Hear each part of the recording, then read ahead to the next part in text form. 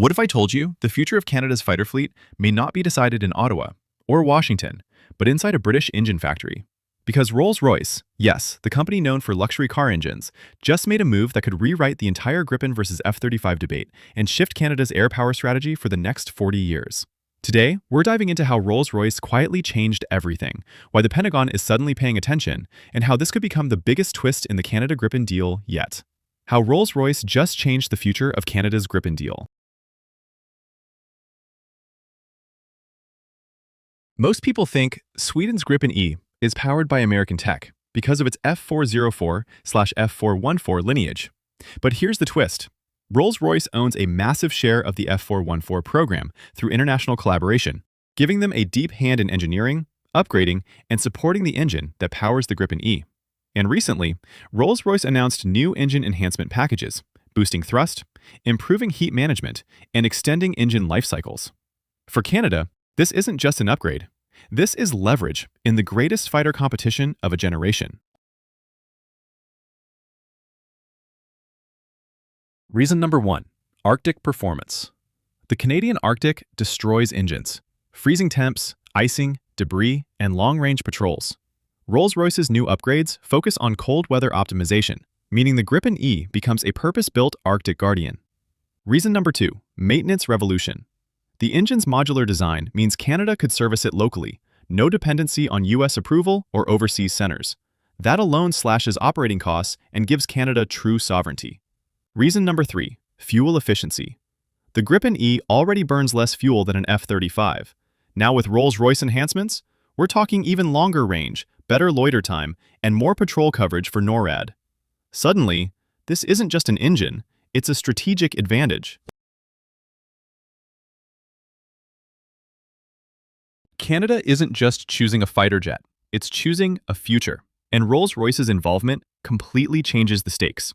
For the first time, Canada could secure true defense sovereignty, the ability to maintain, upgrade, and service its fighter engines inside Canada without foreign approval or delays. This means faster readiness, lower operating costs, and independence from US-controlled supply chains. Economically, the impact is massive. A Rolls-Royce Saab partnership could bring hundreds of aerospace jobs, local engine assembly lines, and long-term industrial growth that the F-35 program simply cannot match. Canada wouldn't just operate jets, it would build part of them. Operationally, this positions the RCAF for Arctic dominance. The new engine enhancements, optimized for cold weather, give the Gripen E unmatched performance over Canada's harsh northern environment, long range, high reliability, and lower fuel demands. Politically, it shifts Canada away from complete US dependency, giving Ottawa a stronger, more independent voice within NORAD and NATO.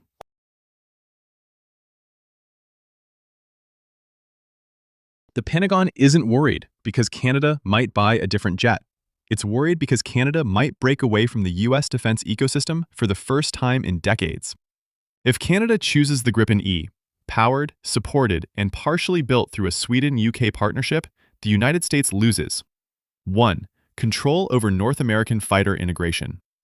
The F-35 is the backbone of US air dominance. If Canada goes Gripen, NORAD will operate a non-US system that Washington can't fully control, upgrade, or monitor. 1. Control over North American fighter integration. The F-35 is the backbone of US air dominance. If Canada goes Gripen, NORAD will operate a non-US system that Washington can't fully control, upgrade, or monitor. 2. Long-term strategic influence. With Rolls-Royce offering Canada engine production and deep maintenance independence, the US sees a shift towards sovereign Canadian defense capability, outside American oversight. 3. A critical market. Canada rejecting the F-35 would challenge the narrative that Lockheed Martin's fighter is the only future-proof option. Other countries may reconsider too. 4. A new defense bloc. A Canada-Sweden-UK aerospace alliance would weaken US leverage and strengthen Europe's role in North American defense. Everyone focuses on weapons, stealth, or price. But the real game changer in Canada's fighter decision is something far less visible: long-term engine sovereignty. Hidden beneath the headlines is the fact that Rolls-Royce and Saab are offering Canada unprecedented control over the most expensive, most maintenance-heavy part of any fighter jet: the engine. And this is where the Gripen deal becomes a strategic masterstroke. 1. Canada controls its own engine lifecycle. Instead of relying on US approval for every repair, upgrade, or overhaul, like with the F-35, Canada becomes fully independent. Faster maintenance, fewer restrictions, no US veto. 2.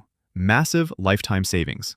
Engines account for 40 to 50% of a fighter jet's lifetime cost. Rolls-Royce's modular design, cold weather optimization, and local maintenance could save Canada billions over 30-plus years. 3. A new industrial ecosystem. Engine support inside Canada means new aerospace technicians, upgraded facilities, local manufacturing, high-skill jobs for decades. This is the part of the deal most people miss. The Canada Gripen Rolls-Royce story is no longer just a proposal. It has now entered the most critical phase, the part where decisions behind closed doors shape the next 40 years of Canadian airpower. Here's what's happening next. 1. Canada is running deep cost analysis. Behind the scenes, Ottawa is comparing the long-term operating cost of the F-35 versus the Gripen. And this is where Gripen, powered by Rolls-Royce support, quietly gains momentum. Lower fuel burn, cheaper maintenance, and sovereign control are turning heads in the RCAF. 2. Sweden is preparing its strongest offer yet. Saab is finalizing a package that includes technology transfer, local assembly, engine maintenance rights, Arctic testing cooperation, aerospace job guarantees. This isn't a normal purchase anymore. It's becoming a national partnership proposal. 3. Rolls-Royce is setting up the industrial pathway. Rolls-Royce is preparing what could become Canadian engine servicing hubs, cold weather research centers, local overhaul facilities. In other words, they're building the foundation for a Canadian aerospace future. Whether Canada chooses Gripen or F-35, one thing is clear. Rolls-Royce just turned the Gripen into a serious contender. Not because it's cheaper, not because it's easier to maintain, but because it gives Canada something the F-35 never will: strategic independence, industrial sovereignty, Arctic dominance, decades of domestic aerospace growth. This isn't just a fighter deal. This is a national identity decision. The Gripen E was always seen as the smart jet, but with Rolls-Royce stepping in, it might now be the future jet Canada didn't know it needed. So what do you think? Should Canada break from the F-35 path and choose a sovereign solution? Or stick with the US-led system? Let me know in the comments.